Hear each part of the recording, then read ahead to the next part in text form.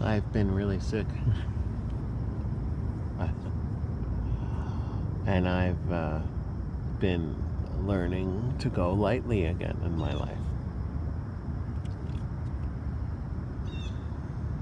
And in every way. It's happening with diet and work and asking for help. I've talked about this before, that I'm miserable at asking for help. And finally, I named Justine in my practice the clinical coordinator, and she is now taking on so many of the management tasks of the practice, and I'm so grateful.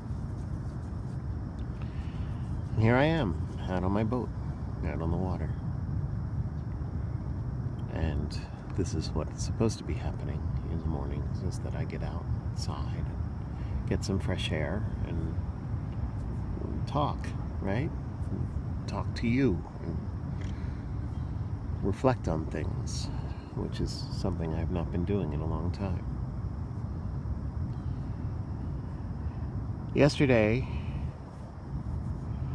I think all three of my appointments in some way focused on going easier on oneself.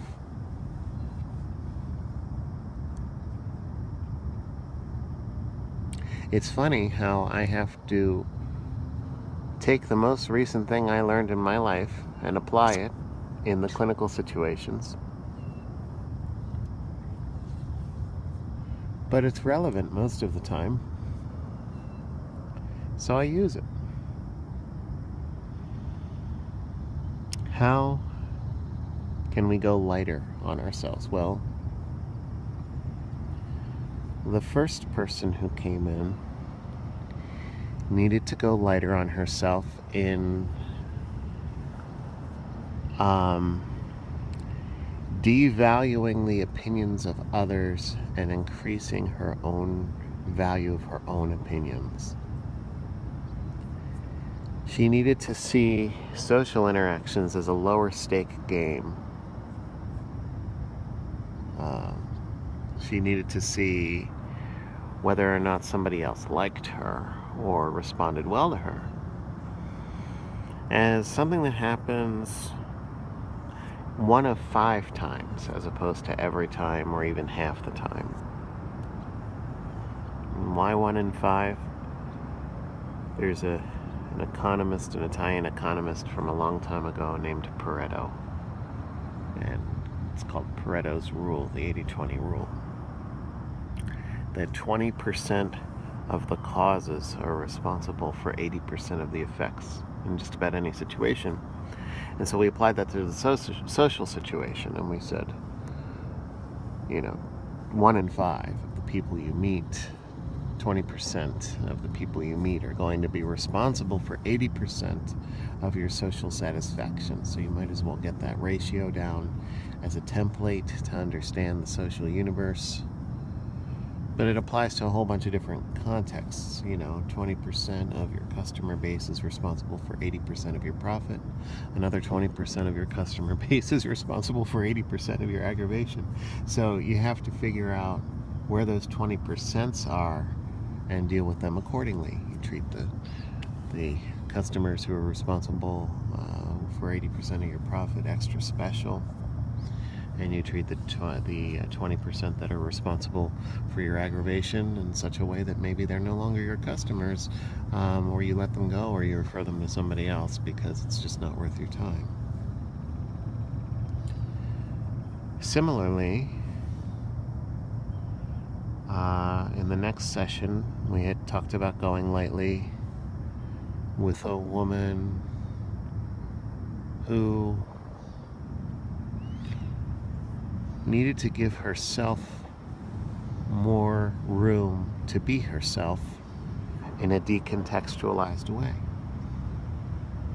This woman is very bright and vibrant and tremendously resourceful in her life, and is really the hub of a wheel when it comes to her family, and yet she's so busy in roles for other people that she very frequently forgets to take care of herself and to explore the parts of herself that are either forbidden in a social context or a part of herself that is unknown to her because it's been dormant for so long. And so she needed to give herself permission to go lightly in such a way that she can go places and kind of be anonymous and discover those parts of herself again. The last person who came in needed to go lightly on herself because she has been coping with a very difficult situation, and part of her coping has been joining an organization that has a very rigid set of rules around contact with family members who have a certain disease. And she has been very, very serious-minded about dealing with this situation. But the truth is that the expectations of the organization that she joined are not culturally in alignment with her culture. And so it feels alien to her. And so we had to work out a strategy where she can occasionally, maybe once per quarter, reach out to this family member and not make any demands and to be real careful about how she does it, but just to be able to express her concern and really her love for this person without guilting this person.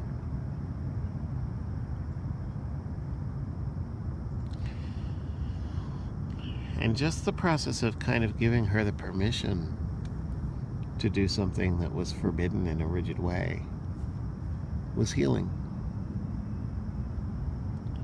So what she's going to do is she's going to bring in a letter that she's going to write to this person, and we're going to go through the letter and make sure it doesn't have anything toxic in there, anything that makes any implications of obligation or whatever. And kind of screen the letter before it's sent, and it's going to be sent in a Hallmark card as opposed to an email or a text or a phone call, all of which make an immediate demand on a person's time. This is going to be in a card, and we're going to limit it to once a quarter.